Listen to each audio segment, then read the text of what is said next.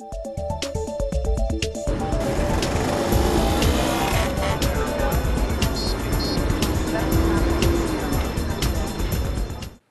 वालेकुम नाज़रीन, प्रोग्राम आवाज़ शहर के साथ हाज़िर खिदमत हैं।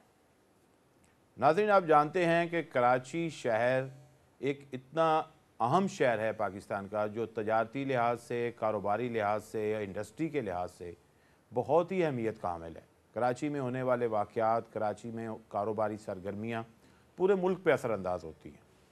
और ख़ास तौर पर जो पिछले कुछ सालों से आपके सुनने में आता रहता है, कराची में ज़मीन के मसाइल बहुत ज़्यादा बढ़ गए हैं।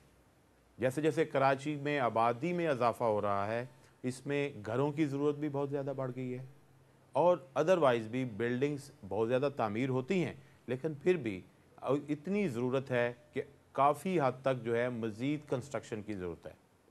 इस सारी सिचुएशन को देखते हुए और मुस्तकबिल के चैलेंजेस को देखते हुए कराची में बिल्डर्स की एक बहुत बड़ी तंजीम जो है पिछले 35 बरस से काम कर रही है, जिसे आबाद के नाम से जाना जाता है, association of builders and developers. आबाद का बहुत कंट्रीब्यूशन है कराची में बिल्डिंग्स की तामीर में, लेकिन इतने ही ज़्यादा उसे चैलेंजेस भी दरपेश हैं। और अब भी उनकी एक बहुत बड़ी कैंपेन जो लैंड माफिया और भत्था माफिया के ख़िलाफ़ चल रही है, उसका उनको सामना है। इस सिलसिले में बहुत से सवालात हैं जो आवाम के ज़हनों में हैं, जो आबाद के हवाले से हैं, और बहुत से आबाद के ऐसी चीज़ें हैं जो वो आवाम तक पहुँचाना चाहते हैं। आज की हमारी शख्सियत आबाद के चेयरमैन बाबर मिर्ज़ा चुगताई की है। बाबर मिर्ज़ा चुगताई आबाद के साथ कई सालों से मुंसलिक हैं और इस वक्त तीसरी दफ़ा इसके चेयरमैन मुंतखब हुए।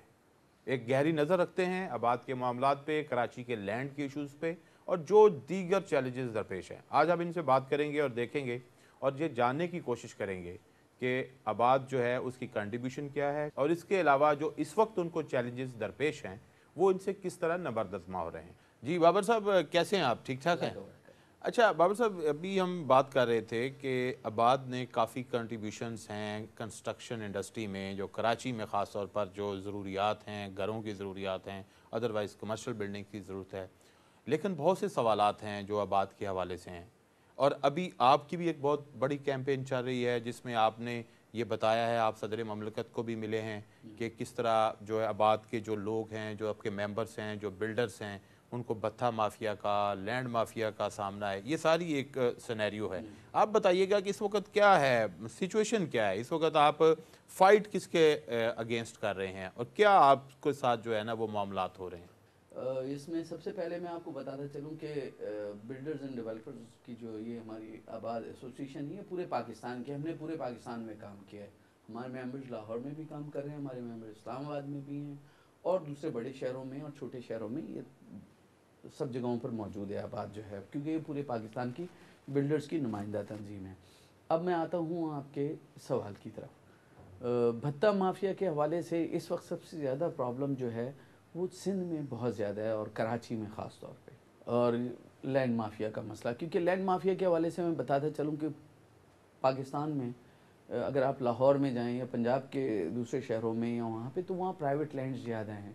वहाँ अगर कोई झगड़ा होता है तो निजी नौइयत के झगड़े होते हैं लोगों के, और क्योंकि प्राइवेट लैंड्स होती हैं, लैंड ओनर्स मौजूद होते हैं और वो ख़ुद अपनी ज़मीन बेचते ख़रीदते हैं। कराची के हवाले से मैं बताता चलूँ और सिंध में, कि यहाँ गवर्नमेंट लैंड ज़्यादा है जिसको नाक्लास नंबर कहते हैं।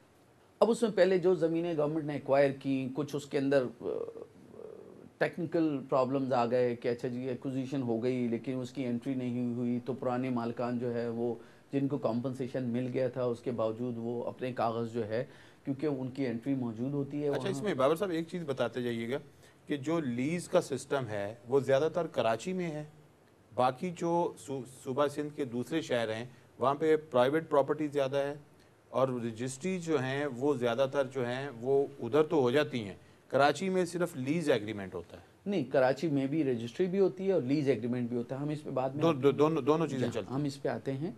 तो मैं सबसे पहले आपको भत्ता माफिया और लैंड माफिया के हवाले से बात कर लूँ। तो सूरत हाल ये है कि उसका उस तमाम तर टेक्निकल फ्लॉ का फ़ायदा जो है वो कुछ ग्रुप्स माफियाज जो बन चुके हैं वो उठाते हैं। लैंड रिकॉर्ड में कुछ प्रॉब्लम है, उसको कंप्यूटराइज़ करने के लिए कहा गया, अभी तक कंप्यूटराइज़ नहीं हुआ है। تو وہ ہوتا یہ ہے کہ کہیں گورنمنٹ نے لینڈ الاٹ کی اور اس پر پھر جو ہے دوسرے آدمی نے وہ پرانا کاغذ نکال کے قانونی طور پر جو ہے وہ پرابلم زیادہ آ رہی ہے، اور وہ زیادہ تر وہ ہے وہ گورنمنٹ سیکٹر کی طرف سے. وہ گورنمنٹ سیکٹر کی طرف سے اس لیے ہے کہ ان کا ریکارڈ جو ہے پوری طرح آپ سمجھ لیجئے کہ ایسا نہیں ہے جو ریکارڈ جو ہے لوگوں کو خود ان مافیاز کو ان کو ایک طرح کی مدد فراہم کرتا ہے کہ وہ اس میں جو ٹیکنیکل فلا ہے اس کا فائدہ اٹھاتے ہوئے وہ یہ تمام چیزیں کرتے ہیں. تو دوسری طرف بھتہ مافیا نے تو زندگی اجرین کر کے رکھ دی ہے اس وقت کراچی شہر میں. اگر آپ اسکیم 33 نیشنل ہائی وے، سپر ہائی وے اور اس طرف نکلیں اور دوسرے اس طرف شہر کی طرف، تو اس وقت کراچی شہر کا ہر آدمی، ہر بزنس مین، ہر صنعت کار، ہر چھوٹا بڑا جو بھی بزنس مین ہے، دکاندار، وہ یہ بھتہ مافیا کے ہاتھوں. یہ بتائیے کہ یہ بھتہ مافیا ایک جرنل ورڈ یوز ہو رہا ہے اور لینڈ مافیا بھی ایک جرنل ورڈ یوز ہو رہا ہے. آفٹر آل ان کی کہیں نہ کہیں تو ان کے کنیکشن ہے نا، کہاں کنیکشن ہے؟ دیکھیے اس سلسلے میں بہت ساری میٹنگ گورنر صاحب نے بلائی ہیں، چیف منسٹر صاحب نے بیٹھ کے اس مسئلے پہ بات کی ہے. ہوتا یہ ہے کہ لوگ اس وقت کیونکہ Karachi multicultural you can say this, اور بہت مختلف قسم کی ہمارے مختلف شہروں سے پورے ملک سے لوگ آگے آباد ہوئے ہیں، یہاں پہ کاسموپولیٹن سٹی ہے، آباد ہوئے ہیں. ان کی اپنی اپنی ایفلیشنز ہیں مختلف ایسوسیشن، مختلف جماعتوں کے ساتھ، مختلف سیاسی پارٹیوں کے ساتھ، وہ تو اپنی جگہ ہے.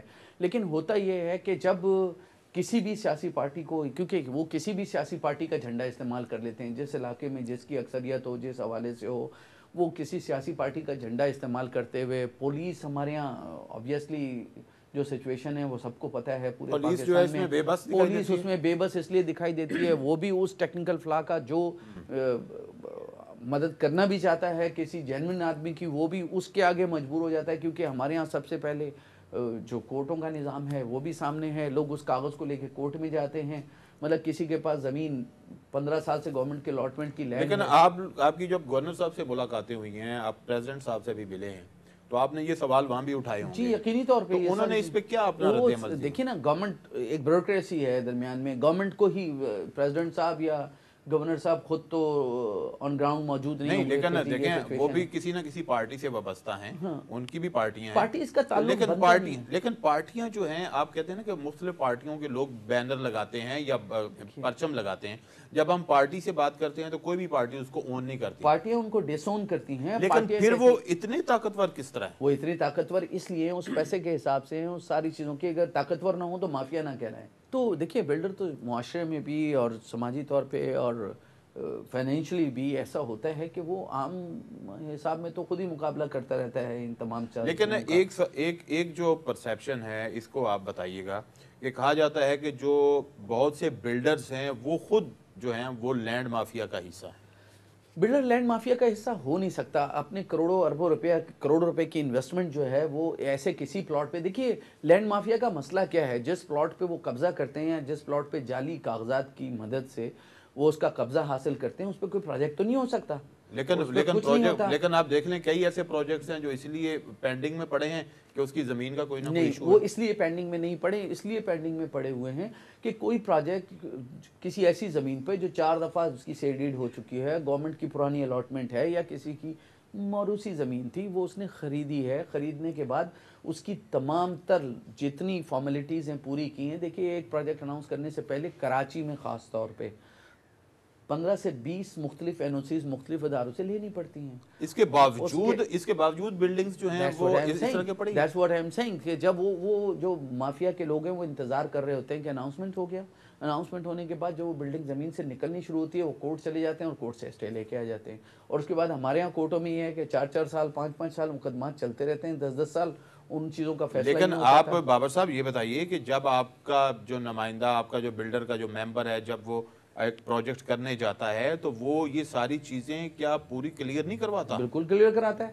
تو پھر وہ بھی پھر 2 نمبر سے کلیئر ہوتی ہیں؟ نہیں، وہ بڑی سمپل سا طریقہ ہے کہ ہر ادارے میں جہاں پہ ریکارڈ موجود ہوتا ہے اس سے ٹیلی کرنے کے بعد اس سے ادارے ایسے تو NOC نہیں دے دیتے نا، کم سے کم فائل کا پیٹ تو ان کے پاس فائل تو موجود ہوتی ہے. تو اس کا مطلب ہے وہاں پہ بھی کوئی نہ کوئی گڑبڑ ہو رہی ہوتی ہے. وہاں نہیں ہے. میں نے آپ سے کہا، سب سے پہلی بات میں نے آپ سے کہی کہ ٹیکنیکلی ایک فلا یہ آیا ہے کہ گورنمنٹ آف سندھ نے جب آج سے 40 سال پہلے 50 سال پہلے लैंड्स एक्वायर की थी, ये तमाम जंगल थे, ये सारी चीज़ें थी।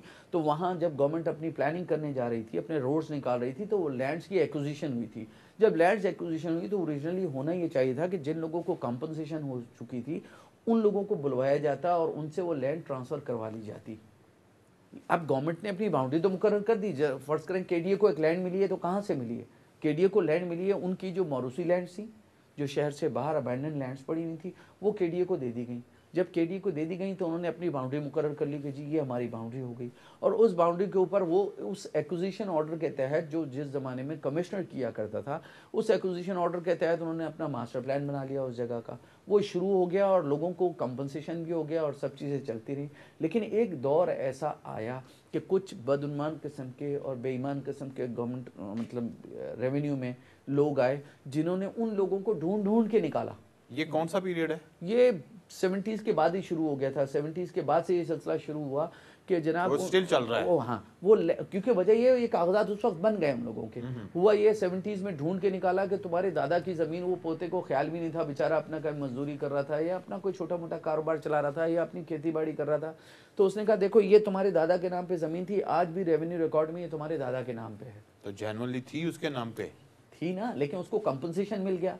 उसको गवर्नमेंट ने कॉम्पनसेशन के बावजूद उसने केस कर लिया। यस ऑफ कोर्स कॉम्पनसेशन मिल गया, लेकिन गवर्नमेंट के उस वक्त के इदारों ने ये गलती की कि उस लैंड की एक्विजिशन तो कर ली एक नोटिफिकेशन के तहत, उसके और चीज़ें तो तमाम पूरी कर ली, लेकिन उनको करना ये चाहिए था कि उनको बुलवा के और वो लैंड ट्रांसफ़र कराते अदारे के नाम पे या गवर्नमेंट के उस अदारे के नाम पे जो कलेक्ट्रेट थी जिस वक्त यहाँ पे कमिश्नरी निज़ाम था। वो पहले वो अमल नहीं हुआ। वो अमल नहीं हुआ। उसके अंदर क्या हुआ कि वो एक फ्लॉ रह गया उसके अंदर कि अच्छा लेट्स से कि एक जमीन है वो मली डेवलपमेंट अथॉरिटी के नाम पे पहले हो जाती या केडीए के नाम पे हो जाती या लियारी डेवलपमेंट अथॉरिटी के नाम पे हो जाती, फिर वो डेवलपमेंट अथॉरिटी जो है वो बिल्डर को देती या किसी और को देती। तो लेकिन गवर्नमेंट ने ये उसमें एक जो है वो कमी रह गई और ये बदनीति पे मबनी से हम कह सकते हैं। नहीं, इसको उस वक्त लोगों ने ये सोचा क्योंकि उस वक्त जमीनों की कीमत इतनी थी नहीं शहर से बाहर लोगों तो वो जिसके नाम थे उससे उधर जाने की होना ये चाहिए था कि जिस वक्त ये हुआ था तो केडीए को उसकी एक्विजिशन का नोटिफिकेशन तो हो गया,